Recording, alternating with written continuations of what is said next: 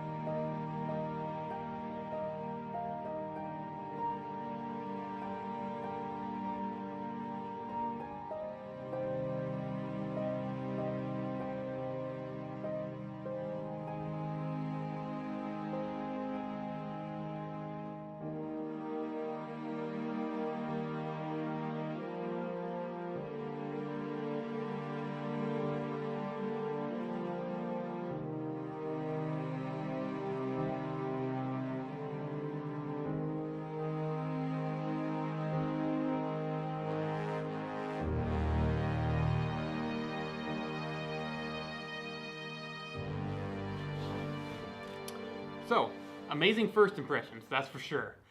It's extremely comfortable in the little hike I just went on. It carried just fine, a huge amount of camera gear in there. Most of my lenses, camera, and a bunch of extra stuff. It's really packed and probably weighs upwards of 20 pounds even. And it is perfectly stable and comfortable. None of my stuff is shifting around inside because of the excellent divider system in there. And you get a lot of extra dividers with it, so you can just customize that thing inside however much you want. I love the external compartments that give you a lot of options for quick access to important stuff, or to carry hiking gear in, because this is a bag that's obviously meant for when you're going out on a longer day trip and you need to carry a lot of stuff in addition to your camera gear. I know that some people use this for ultralight backpacking, and I think if you don't mind strapping your sleeping bag and maybe a few other items onto the outside, and there is plenty of ways in which you could do so, that this bag would be perfectly adequate for a ultralight overnight trip. As for quick access, it's not super quick in that it doesn't have a system where you can just swing it around and zip open the back from your hip, or that it doesn't have a compartment like the smaller Mindshift Panorama 180, which I also own and have used for years. But I have to say that the zipper is extremely responsive and smooth, so that when you do need to access something, getting into it is really easy after you've taken it off your back. Like I said before, it is extremely comfortable to wear. It has very thick, comfy pads that really soften the load quite a bit. For carrying a tripod, it has the back system, which I showed off earlier, and it works excellently. It's a little bit of a tall pack for the small travel tripod that I always use, but even then, as you saw, the strap comes down and hooks around it, and it carries without any shifting, so that's really good. It's a little bit awkward to put down because of the tripod base of the tripod extending down below the bottom of the pack, but I'm kind of used to that with my packs, and it doesn't really bother me. But if it does bother you, you can easily strap it on to the outside there, on that side, or on this side, though that will restrict the use of this hand. It's very compact for as much gear as you can carry in it, and it is carry-on compatible. One minor gripe that I have discovered is that this laptop compartment is not large enough to fit a really thick 15-inch laptop. If you have a modern thin laptop, it should fit fine, but you also need to consider that this front pocket is not padded, so you want to carry your laptop in an extra neoprene sleeve so that you won't risk damaging it.